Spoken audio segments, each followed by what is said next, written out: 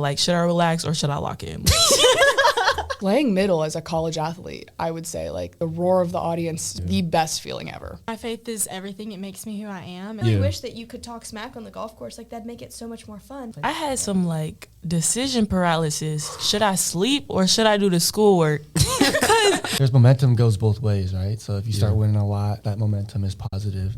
If you start losing a lot, get that losing momentum. And we just got to find a way to overcome that. Let's be great today, Lions. Yeah. Welcome to a Live Tap podcast. I'm your host, Damian Traylor, and today I have Kelly Mashburn tapping in with me. Welcome to the show, Kelly. Thank you, Damian, for having me. How's your day been going so far? It's been going pretty good. We just had a snowstorm. How was that for you? Oh, I loved it. Me and my friends were out there. We were sledding. We made a little ramp at the quad, and we were jumping the ramp, getting some high air. At the quad? Yeah. What was it? At the quad? Yeah. I must have been there early because I went to the quad, so I ain't see none of that. Yeah, we went, I want to say, Friday, probably around 11 o'clock. Because we were sledding by the soccer fields. Yeah, it was very dangerous, though. Like, one of our friends scraped his arm. But can you tell me your major, class, or graduation and what sports you play? Yes. So I'm a sophomore here at Piedmont. I'm majoring in elementary education, and then I'm part of the swim team. That's what's up, man. Can you teach me how to swim one day? Oh, yeah, I got you, Because bro. I can't swim for nothing. I got you, bro. But, this past summer, you could say, we did sail together. I actually met you at sail when we were freshmen the year before. So can you tell me how it felt to be a Voyager and a Navigator? Okay, so, being a Voyager, not gonna lie, I was nervous as crap. I wasn't even supposed to go. Huh? I got an email, I want to say about 2 weeks before, like, you're supposed to check in as a Voyager, and they said, we have an open spot, do you want to come? And I said, yeah, like, why not? Yeah. So I went, first night, being in a dorm alone, I don't know about you, but none of my roommates did sail. So I was in the dorm alone for the first night, and oh my gosh, wasn't that an experience. You were nervous? Oh, yeah, I was nervous as crap. When we went to bed, I was just sitting in my bed looking up at the ceiling like, oh, what am I doing? No, facts. I remember my first night, I was excited. I was more like happy to finally get away from my parents.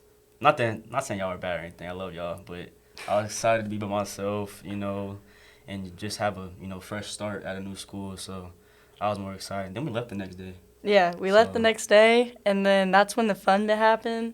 I will say, I was hot. No, facts. Bro, there was no AC. I was actually about to ask you, which campsite you think was better, our Voyager year or our Navigator year? Navigator year, because I didn't get yelled at by a camp worker. Oh, for real? Yeah, I got yelled at. I got yelled at whenever we were Voyagers. I thought our Voyager year was better. Cause it was so hot on the campsite we had this past year. That's true. I do miss the bop, the blop. Oh, the blob. Blop, bro. What? You didn't jump on it? No. This year was to give the Voyagers the experience that I got last year when I was a Voyager. Oh yeah, I loved being a Navigator. Definitely afterwards because I knew so many people when we got back. Yeah. Like, counting the people I knew before and then adding them to my new crew. Like, I loved it. Walking around school, just seeing all of them, just saying hi, making sure that they know they're noticed here. Yeah. Like, I love doing that. Yeah, man.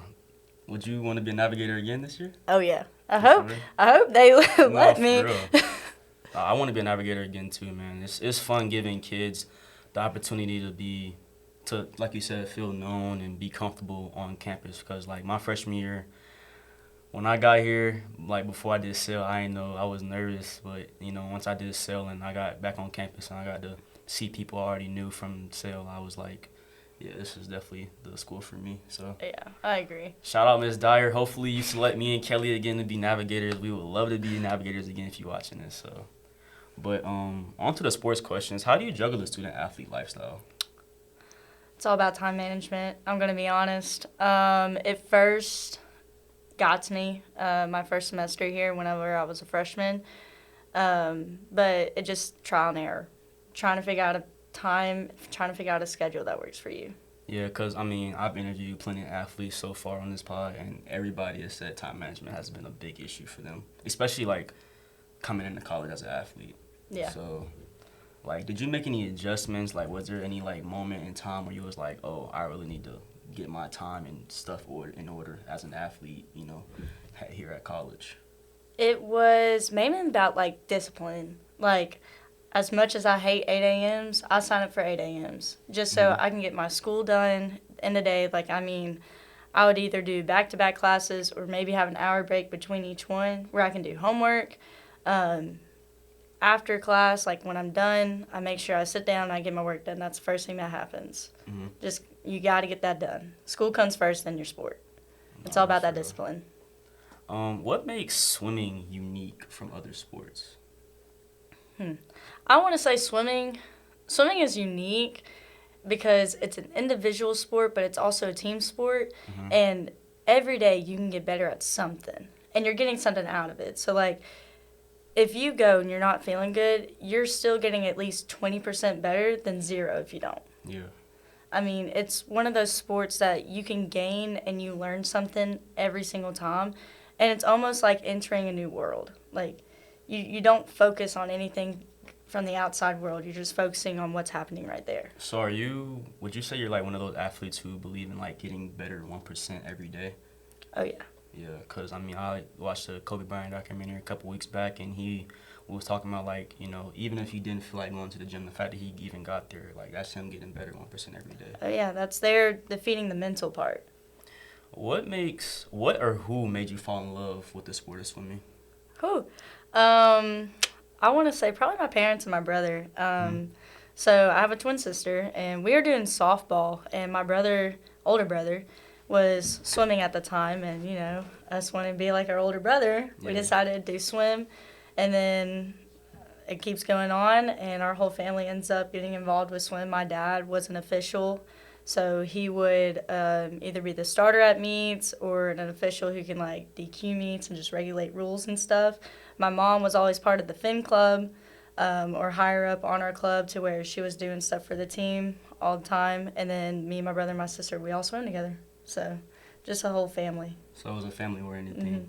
That's what's up, man. I mean, because, I mean, you're pretty good at swimming. I be seeing you, especially last year as a freshman. I'm actually going to get into that a little later in the pod, but I seen you, like, breaking Piedmont records already. Oh, thank you, bro. Like, you're tough, man. Like, what made you come to Piedmont to swim, though? Okay. So, I had offers. I had offers from other schools. Like, for instance, Georgia Southern. I had an offer from there. Okay. But my first college visit I ever came to was Piedmont. And when I stepped on this campus, I felt like it was home. Like, something felt different. Like, I felt like I belonged here. And I went on several other different college visits. I did a Zoom call with Georgia Southern coach. I went to Midway, Cumberland's. I went to a lot of other schools, and I just didn't have that feeling when I stepped back on campus. And I would come back here. Like, I would email the coach saying, hey, can I come back here for a minute? Yeah. And so I'd come back, and I would pray about it, and it just felt good every time I came back here. Yeah, man. Piedmont is definitely what I would say home, and I love Piedmont. This year so far, your team is 4-1 with only loss coming against Southern Virginia University. What or who can you credit on the team having this much success so far this season? I would say our coach and just the whole team. The whole team deserves credit. We push each other in practices. We make each other accountable for what we're doing in practice and what you're doing outside of practice. Make sure that you're stretching. Make sure that you're doing weights. Make sure that you're getting your schoolwork done to where you can participate. And then our coach, he's probably one of the best coaches here, if not one of the best coaches at Piedmont. Yeah, because my next question was actually, can you tell me the impact that Coach Geyer has had on you personally and the team overall? Yeah. Coach Geyer, he's not only a coach, but he's part of a family. Like, our team is a family, and, he has stepped into my life as kind of a father figure. As you know, my dad passed away whenever I was a junior in high school. So coming here, it was rough. I had my dad's death anniversary going around, and, Teddy that's what we call him. Teddy, he stepped in, and, he's there for me anytime I need him. Anytime I need to talk, I can call him, I can email him, and he will talk to me. He's like that with everybody. It's not just me, it's the whole team, and that's what we all appreciate about him. He doesn't care. he cares about us in the pool and out of the pool. Yeah, so you could tell me, is Coach Geyer both the men's and women's coach? He is. Okay, cool. Because I was looking that up, and I was like, okay, am I tripping here? Or, yeah. Yeah. But shout out Coach Geyer, man. Last year, which was your freshman year, of course, you had a pretty good year, finishing third in both 100 and 200 yard at the Independent South Swimming Conference Championship. What do you feel needs to happen in order for you to get first place this year? Okay, what I really needed to work on, I'm not going to lie, my turns. My turns are so bad compared to other people. I needed to work on that, but I also needed to get past mental blocks. I mean, that's another thing that sets aside swim. There's mental blocks, and I bet there is in other sports, but there's this wall, and if you're stuck at a time, we call that the wall. And you just got to get past that wall, and then you're going to keep dropping time. I got to that wall around mid-seasons where I went I want to say 2:02. And then at conference, I went the 2:01, and I really wanted to get that 2:00. And so it's taking extra practice. I'm doing doubles. I'm in the gym lifting weights. I'm doing yoga. I'm stretching. But I'm also taking care of myself mentally. Like, I need to be relaxed. I need to be focused. Yeah. I need to be okay. Yeah, because trying to beat me to the mental side, but we're going to ask that in a little bit. When your college career is over, what career path do you want to pursue? I want to be an elementary school teacher. I really want to do kindergarten. Yeah. I love kindergarten. I seen that over the break. Yeah, I love it. But I also want to do stuff with swim. I would like to be a swim coach at some point. If it's either while I'm an elementary school teacher, or I've thought about after like a couple years, maybe 10 years of being an elementary school teacher, I'll go into secondary and do like high school history, either U.S. or world, and then that's where I can do like high school swim. So, I know you did, you were, were you an intern this over the break, or? Yeah. Okay, yeah. Can you kind of tell me more about that job? Yeah. So I was a substitute, basically, and I started doing that, I want to say last year during December, and I love it. I mean, it gives me practice on my future career, and it lets me do what I want to do and what I love doing, and that's working with kids. I mean, it's the best thing to me. My last question for the sports side, can you give me a day in the life on a competition day as a women's swimming player here at Piedmont? Okay, so day in the life, you're walking to the bus with your bags. If we're talking about overnight trip, you got your swim bag, and then you have your duffel bag. We're definitely in uniform. We're all wearing the same outfit. So our warm-up outfit with is your jacket, warm-up pants, probably black shirt, and our new team shoes that we got this year.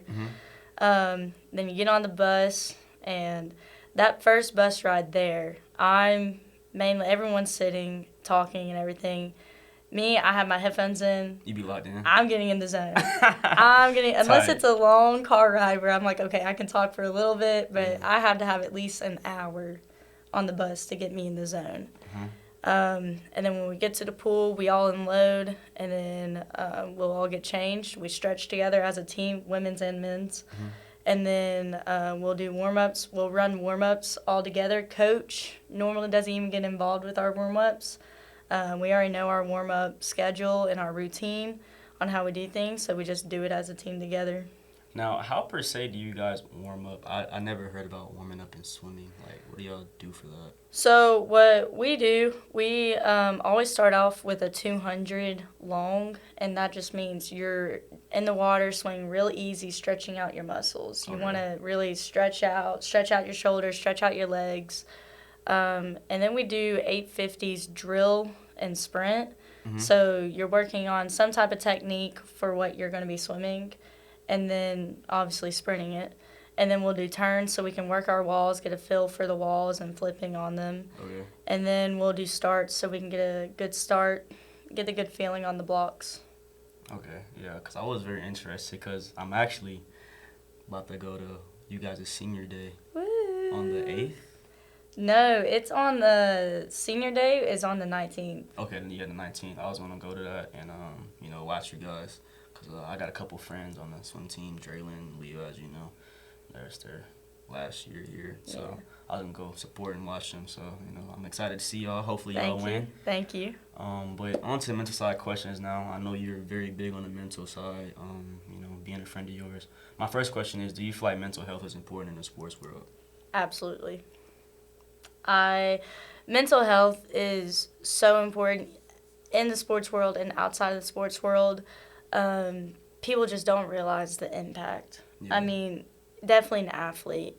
When you're dealing with coaches and spectators and even teammates, I mean, it is rough. And yourself. I mean, yourself can be your biggest enemy when it comes to you and your sport because you're your biggest critic. No, facts. And you got to fight that. I mean, it is so important to realize when you need time to relax, when you need time to just breathe. And some athletes just don't realize that. Yeah, because, when I was an athlete back in high school, I think I was my biggest critic. And, I used to have, these own little mental, personal battles with myself because, it would be a game where I do good and there would be another game where I can't. I played basketball, too, so I couldn't hit a shot. I'll just be down, am I really trash or, am I, this, that, and the third. So, I feel like, the mental side is very important, which is why I wanted to start this podcast and bring importance and awareness to, mental side being, the most important part of being an athlete. But my second question was, has there been a moment throughout your sports career where your mental health was affected by your sport? If so, how did it impact you? Where my mental health was affected by my sport? Or just, was it something outside of, the sport that was really heavy on your mental and it affected your play in the pool? Oh, yeah. I don't want to get sappy or anything, but It's definitely when my dad passed away, with Mm-hmm. him being such a big part in swim, I gave up. I wasn't going to school, wasn't going to practice. I skipped a couple meets. I honestly was just like, what's the point? And I was down. There was nothing that I thought I could do about it. And it sucked because I always thought swim was my escape from the world. I thought it was my escape from reality to where I don't have to focus on any of that. I don't have to focus on reality. And then it finally got to the point where I would try to go swim and I just couldn't do it. You couldn't do it. Was it because it was because your dad brought you into swimming? Mm-hmm. Was it every time you got in the pool after his passing, was he on your mind? Oh, yeah. I swim at the pool where, I grew up swimming, where I learned how to swim. And so, I would have memories of my dad. I could, hear him cheering, almost this is going to sound weird, but, smell, breakfast sandwiches that he used to eat before swim meets and stuff. Mm-hmm. Whenever I would go, talk to him after I get done swimming or something, he'll be eating something, and I could just, see it, and smell it. It was weird, bro. I just couldn't get away from it. My question was, if you did, how have you overcame this adversity? I overcame it by definitely talking to my coaches, talking to teammates, and praying. Yeah. That's such a big thing to me. Anytime I'm struggling with something, that's the first person I look to. It's God. Man above, man. He's great. He's the greatest. Almighty. He's the greatest. What makes having confidence an important factor being an athlete? Okay. So having confidence to me is important because you got to believe in yourself. There's definitely a fine line between confidence and cocky. Yeah. But people think it's bad to be confident and then because you're cocky. No, you can be confident and still be nervous. Yeah. I'm confident in my swimming abilities, but do I still get the butterflies right before I step up on the block? Oh, yeah. That's real. Do you think your sport has helped shape or grow you as a person? Oh, yes. I definitely think swimming has helped shape me as a person and my life. I've became a leader at a swim. I've worked on my time management. I've learned discipline. I've learned what gets out of hard work. Mm-hmm. I learned how to deal with disappointment. Definitely when I don't do good in a race, I got to learn to rise up from that, look what I done, what mistake did I make, and how can I fix it. As a friend of yours, I know Christ plays a huge role in your life. I see it day in and day out. My question was, can you explain to the viewers why he's so important to you? Yeah, I grew up in church as long as I can ever remember. And I kind of lost my way a little bit during like the COVID and then when my dad passed away. Yeah. But I was invited back to church, I want to say a little past my dad's passing. And I had a moment. I had a moment with him, and ever since, he is the one that I know that everything that's happened in my life is of him. Yeah. I mean, everything bad, everything good, he has a plan, and so I trust in that plan. I mean, that is so important to me, and I live my life just knowing that and live my life on his teachings, like, be kind to everyone, don't judge people, like, don't stereotype people. Yeah. I mean, love is love, bro. Yeah. Do you have a favorite verse in the Bible? Or? I do. My favorite verse is 2 Corinthians 4:6. Let light shine out of darkness. Do you have a story behind why that is, or Yeah. it just meant something to you? Oh, yeah. Oh, you want to explain to the viewers what this? Yeah. Okay, cool. I just really like that verse because I went into a deep depression during COVID, Yeah. and I struggled finding my light. And my grandmother, every day, because she knew I was going through that, she would text me, and she would say, "You're my light Yeah. in this darkness." And that just means the absolute world to me that she would even tell me that. And so I always try to find now, every day, the light in the darkness in this world.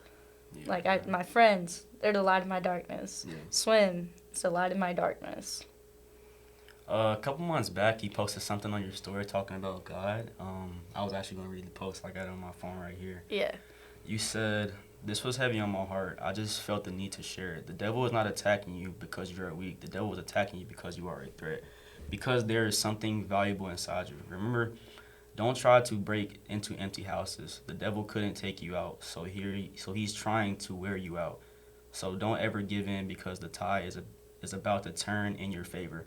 God knows you're tired. He knows you're trying. Put him first. Trust him. He will make a way, even when you aren't sure of the outcome. You can be sure of your God. He is with you.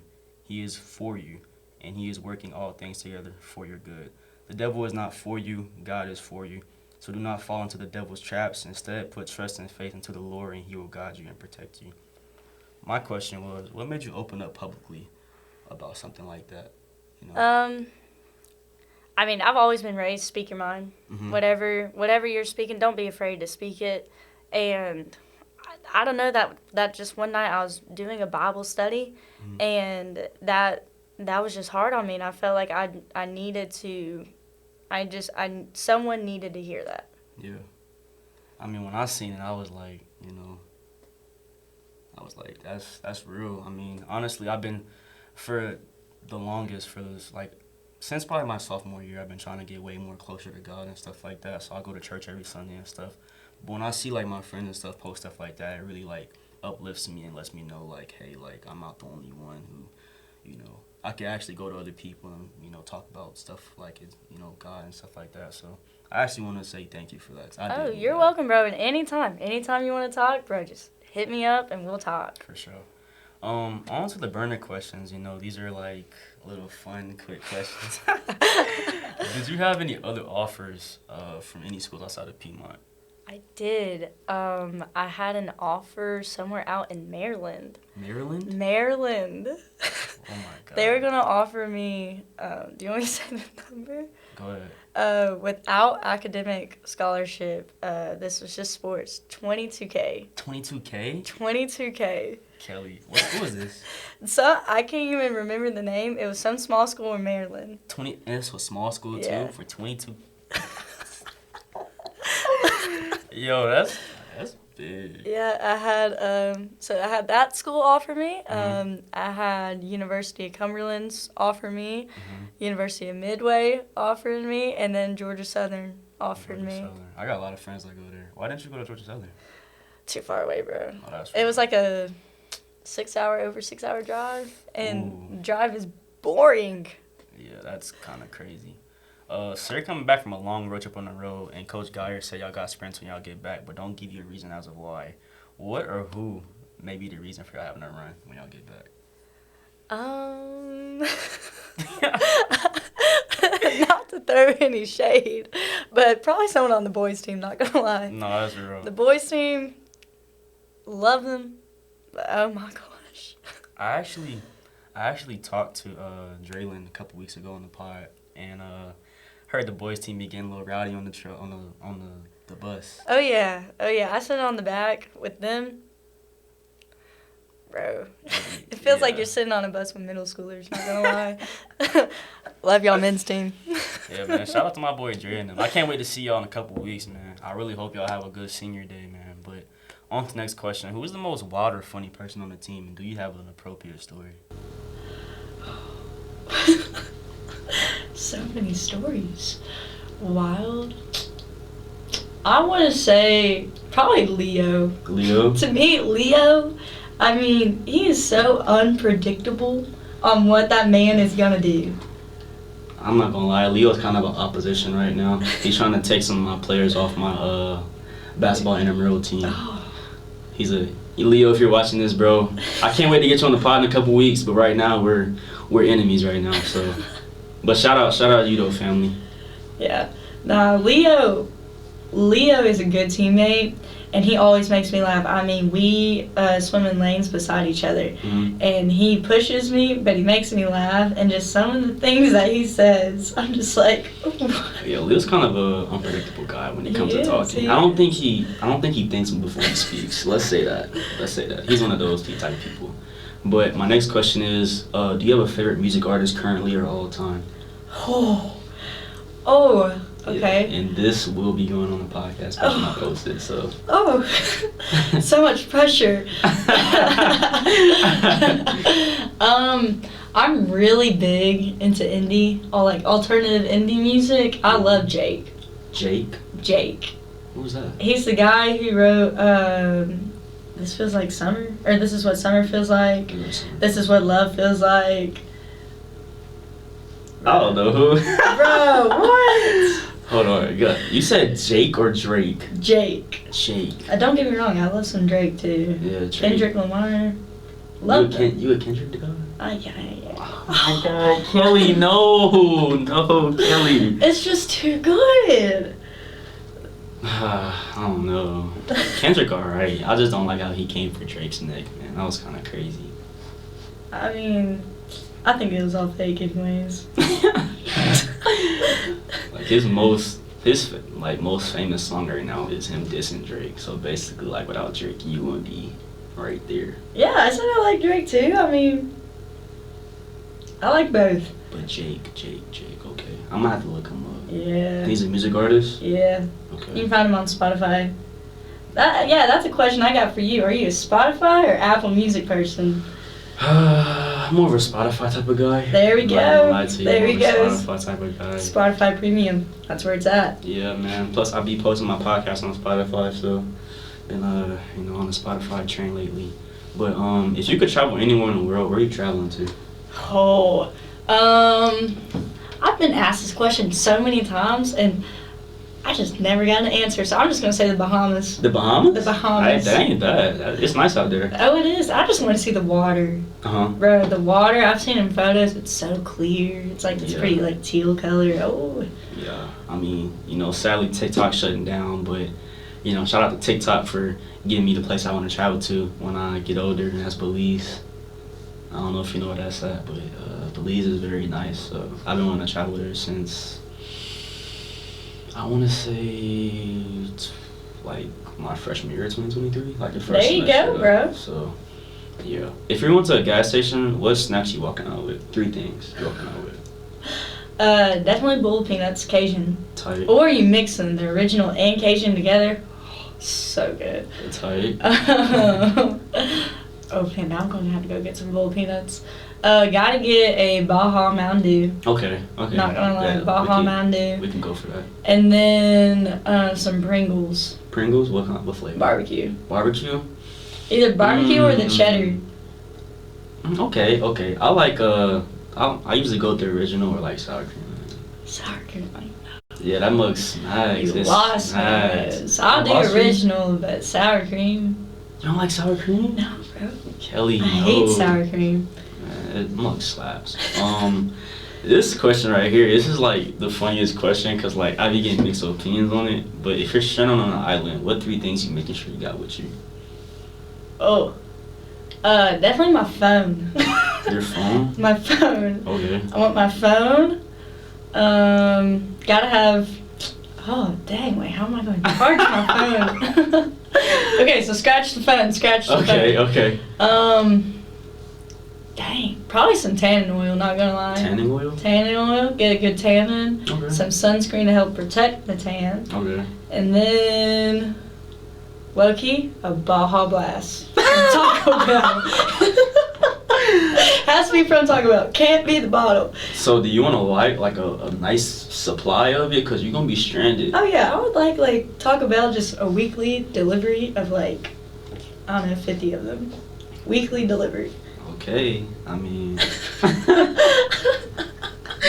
You don't know what Draylon said? Draylon had the funniest answer like out of all, like everybody I did interview. He said he want his phone, his AirPods, and his iPhone charger on a stranded island by himself. I said, You gotta think, how you gonna charge it? that's what I'm saying. I'm like, bro, what? But I mean, you know, Kelly, I appreciate you coming on the pod, but you know what? I actually got 2 questions. My first question would be, if you could look back and give your younger self advice, what would it be? Don't give up and stay persistent.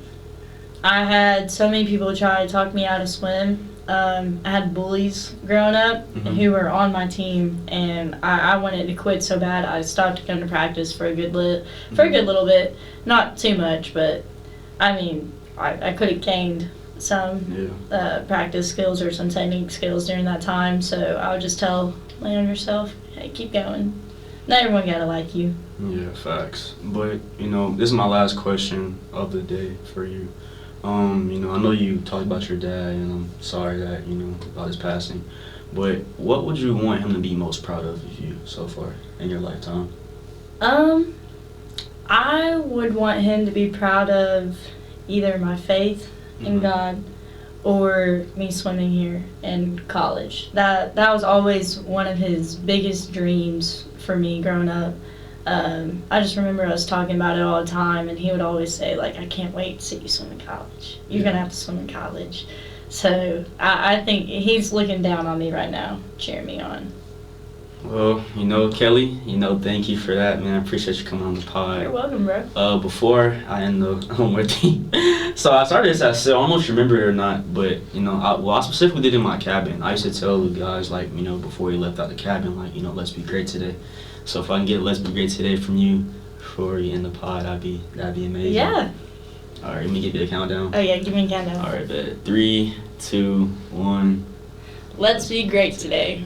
Yes, sir, man. Appreciate you, Kelly. Appreciate you, bro. All right, Live Tap family, that is the end of the Kelly Mashburn episode. Y'all stay tuned, though.